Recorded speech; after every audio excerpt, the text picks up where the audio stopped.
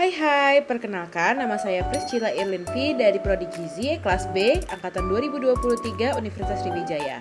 Hari ini saya akan menjelaskan mengenai vitamin D. Apa sih itu vitamin D?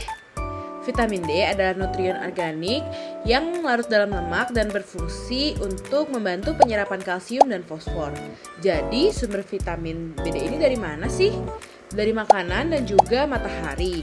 Yang pertama, kalau dari makanan itu contohnya ada salmon, sarden, tuna, kuning telur, juga jamur dan juga hati sapi. Lalu berapa sih dosis vitamin D yang tepat?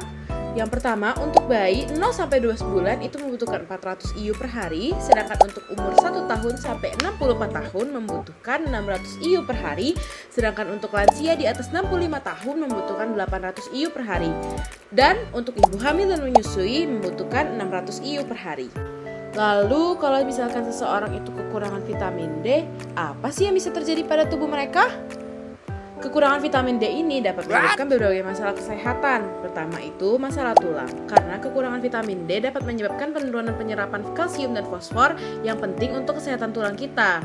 Yang kedua, akan terjadi resiko depresi. Karena penelitian menunjukkan rendahnya kadar vitamin D dalam tubuh berhubungan dengan peningkatan resiko depresi. Vitamin D ini berperan untuk regulasi hormon yang mempengaruhi suasana hati kita.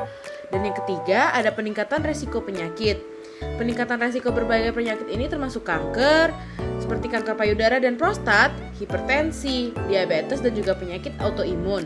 Yang keempat, ada gejala fisik. Gejala fisiknya itu seperti kelelahan, nyeri tulang dan sendi, kram otot, juga perubahan suasana hati. Dan yang terakhir, ada gangguan pertumbuhan pada anak. Pada anak-anak, kekurangan vitamin D ini dapat menghambat pertumbuhan dan perkembangan motorik serta menyebabkan deformitas tulang. Lalu kalau kita kelebihan vitamin D, apa yang terjadi? Yang pertama ada hiperkalsemia. Hiperkalsemia merupakan kondisi di mana tingginya kadar kalsium dalam darah yang dapat mengakibatkan mual, muntah, kelemahan otot, bahkan masalah ginjal loh. Yang kedua akan terjadi kerusakan organ.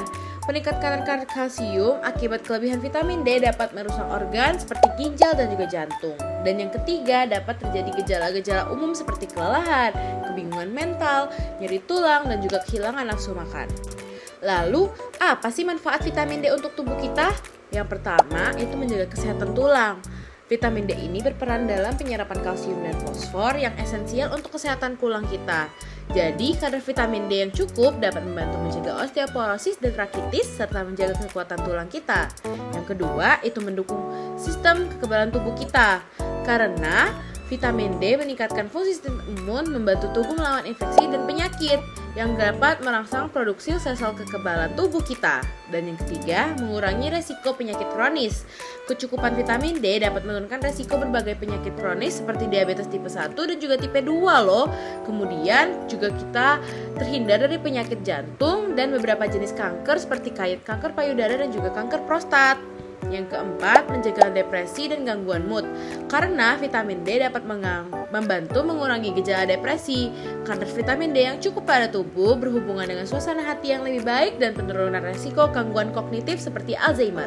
Yang kelima, mengatur berat badan. Vitamin D dapat berkontribusi pada pengaturan berat badan karena mengurangi nafsu makan. Ini membuat mereka bermanfaat untuk yang sedang menjalani program diet. Dan yang keenam, mencegah kelahiran prematur. Pada wanita hamil, cukupnya asupan vitamin D dapat mengurangi resiko kehamilan prematur dan komplikasi kehamilan lainnya. Yang ketujuh, meningkatkan kekuatan otot. Vitamin D berperan untuk meningkatkan kekuatan otot yang penting untuk mencegah cedera dan meningkatkan mobilitas terutama pada orang yang sudah lanjut usia. Yang kedelapan, menjaga kesehatan kulit. Karena vitamin D memiliki efek anti radang yang baik untuk kesehatan kulit, membantu melindungi kulit dari kerusakan akibat sinar UVB dan memperbaiki kerusakan kulit. Dan yang terakhir, mendukung fungsi saraf. Karena vitamin D berkontribusi pada sistem saraf dan dapat mempengaruhi fungsi kognitif serta mood secara positif. Tubuh kita dapat memenuhi kebutuhan vitamin D dari dua sumber, yaitu 7-dehidrokolesterol yang dimiliki oleh kulit dan dapat diaktifasi oleh sinar matahari, dan ergosterol yang dapat dipenuhi dari makanan. Sinar matahari mengandung sinar UVB yang apabila terkena kulit dapat mengaktifasi 7-dehidrokolesterol di epidermis kulit menjadi vitamin D3. Vitamin D dari makanan akan diserap dalam bentuk vitamin D2.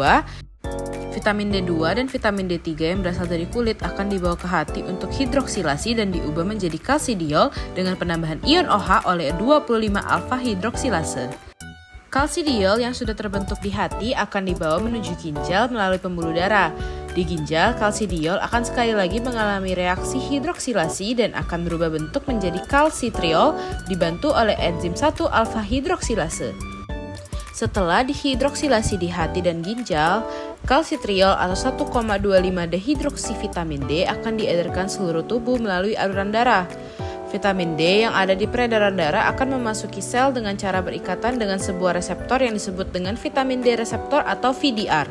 Di dalam sitoplasma, ikatan kompleks antara vitamin D dan VDR akan berikatan lagi dengan asam retinoat, kemudian ikatan ini akan memasuki inti nukleus untuk terlibat dalam proses transkripsi DNA.